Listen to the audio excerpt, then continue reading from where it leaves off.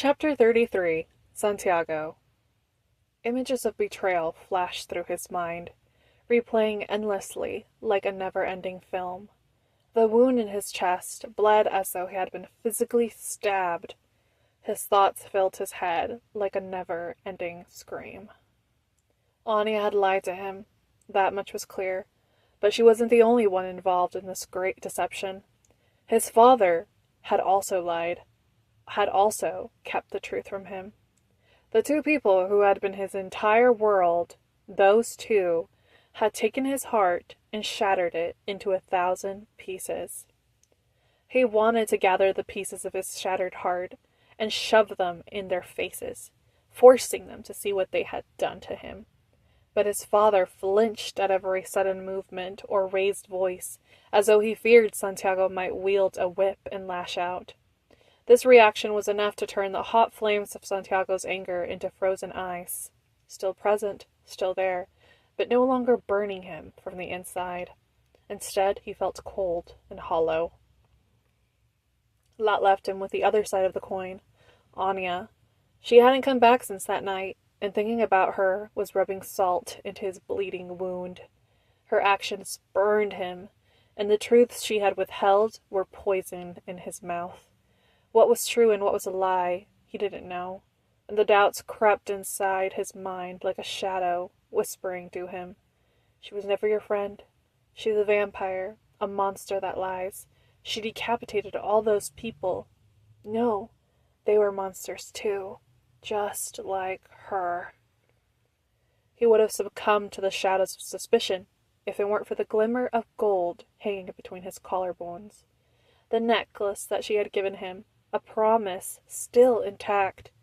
At times, he would hold it and, despite himself, wonder where she was and if she was doing okay. He couldn't understand the venom he was consuming, a bitter mixture of loss and love. It would be better to forget, to let go, and stop thinking altogether. In the depths of his heart and mind, he began to work, grabbing a shovel to bury the memories of them. But just before the last of the dirt was thrown, he found a note strong enough to unearth the dead. After school, on his study desk, as if waiting for him to return, were 2 words that seemed to change everything and nothing, all at once. I'm sorry, Anya.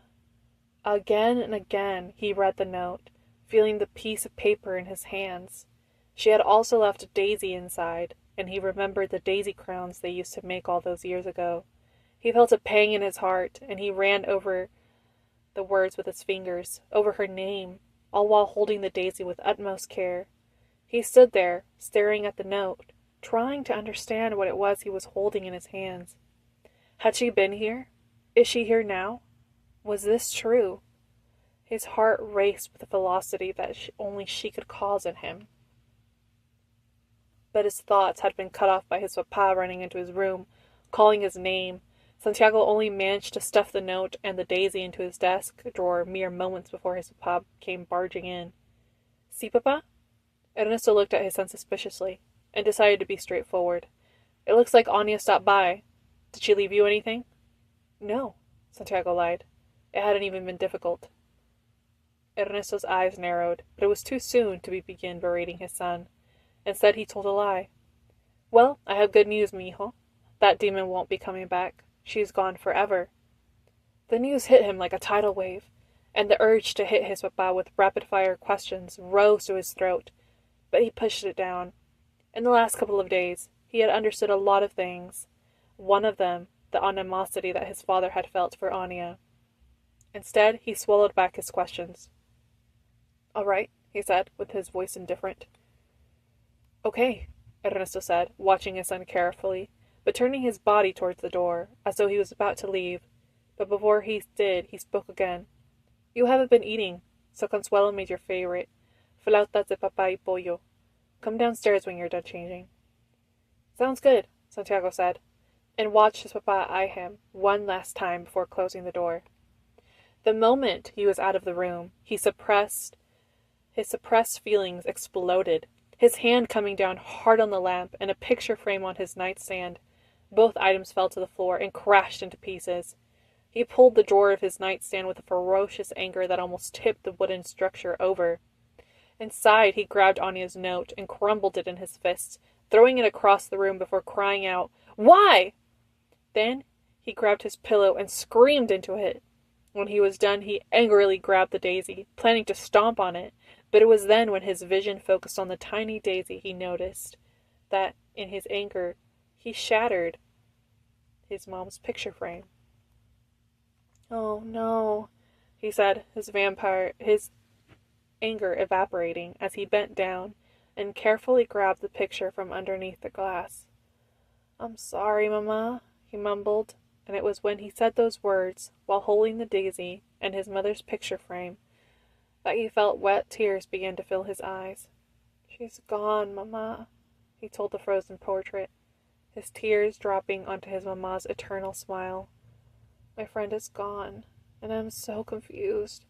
I wish you were here," he choked out, curling his knees into his chest, one hand holding the daisy, and one hand holding onto his Mama's glossy picture, feeling as though a piece of him had left him forever. As the days passed, nothing seemed to make sense to Santiago, and he attempted to mumble the facts as he went through his days, thinking that if he continued to recite them, he would be able to make peace with them. Anya was a vampire. Anya had lied to him. Anya had put him in danger. Anya was sorry. Anya was gone. The last two statements always gave him the most grief, because he didn't understand them. If she was this cold, heartless, ruthless vampire his papa said she was, why had she been sorry? And if she was going to leave, why couldn't she have done so after saying goodbye? Unless the note was her goodbye. He didn't think it was, because things just felt so incomplete between the two of them. As if their story didn't end here.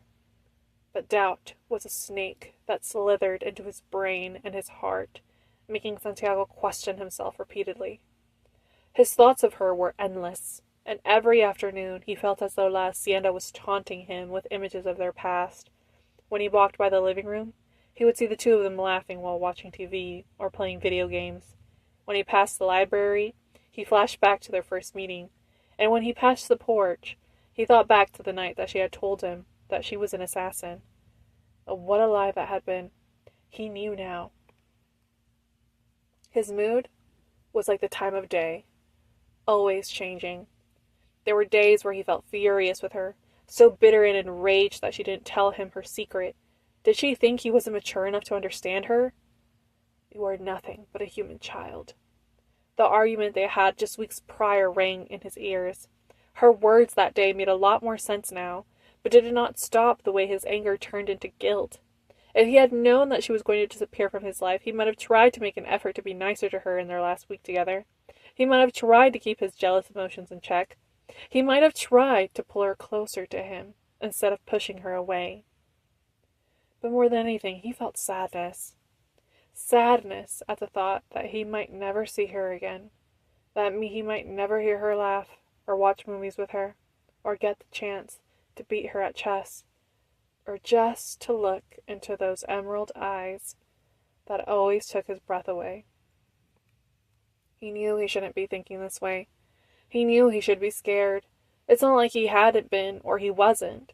When he saw her ruby-red cat-like eyes, he had been afraid. And when those eyes turned obsidian black, blocking out the whites of her eyes, he had been terrified. In fact, a day hadn't passed where he hadn't thought about her decapitating those vampires, where he hadn't seen her in his mind walking towards them menacingly, holding what looked like a black-flamed sword. He had been scared. Of course he had been. He would have been a fool if he hadn't been. But after all it was said and done, when he had time to digest what happened, to process all the images, he felt a sense of awe. Anya was, and continued to be, the most amazing creature he had ever laid eyes on.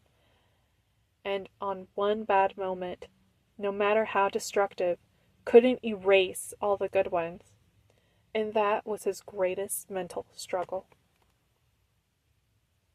Soccer was the one and only salvation from the thoughts that had tortured him.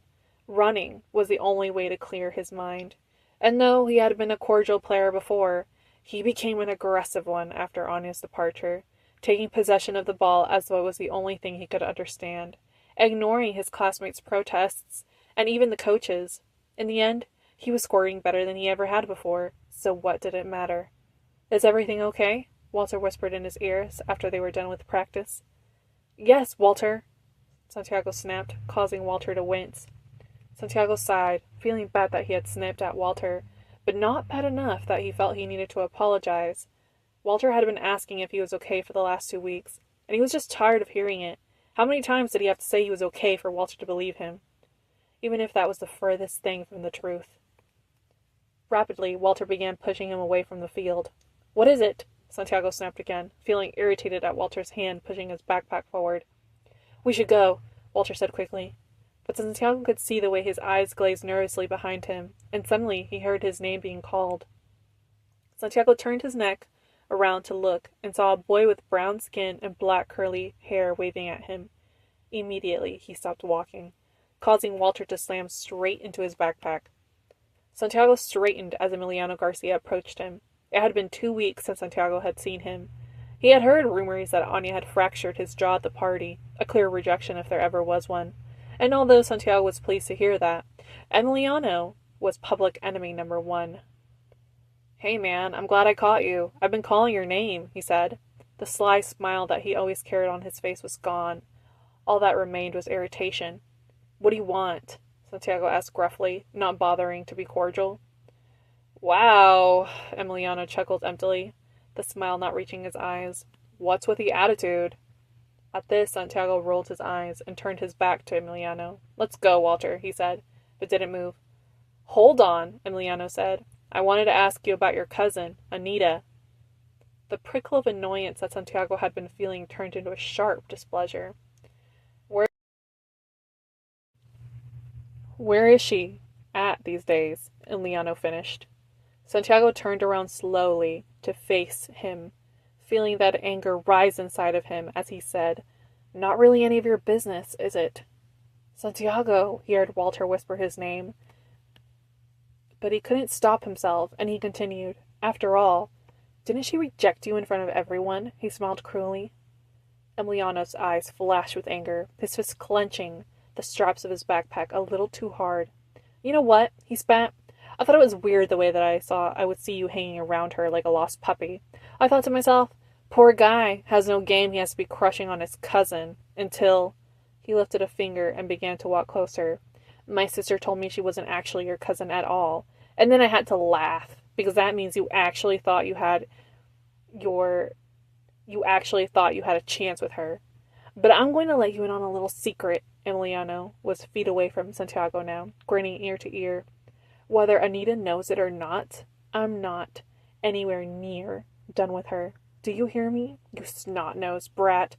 Like a Coke bottle that had been shaken in Ernesto. Santiago exploded and lunged at Emiliano. Despite Santiago being 5'4" and Emiliano being 5'9", he was still able to catch the 10th grader off guard and bring him down with brute force. What the fuck? Emiliano cried out, covering his face as Santiago swung his fist wildly. Walter was on Santiago instantly, trying to get him off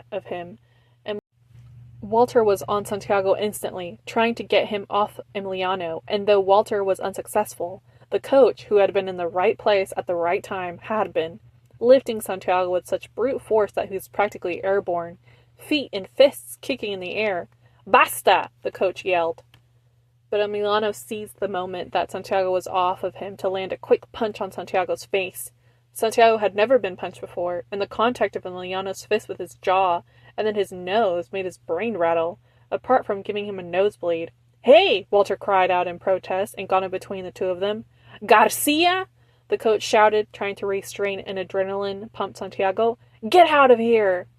Emiliano did as he was told, but not before spitting blood on the floor and saying, Next time I see you, Del Toro, it's on sight, he growled, holding a hand to an already swollen eye. No, it is not! You're suspended! The coach shouted. Now get out of here! Santiago, not being able to handle Emiliano Garcia getting the last word, ignored the coach, squeezed a hand through the coach's arm, and pointed a finger at Emiliano, shouting, Same here! No, you're both suspended! bellowed the coach. Santiago went home that day with a purple and blue jaw, a nosebleed, and a slip that stated he was suspended for 2 weeks. He was thankful to see his papa wasn't home yet, but was surprised to see his abuelo at the dinner table, digging into the mole negro that Consuelo had prepared for them. He watched the 50-year-old man rip a handmade tortilla in half and dip it into his mole negro.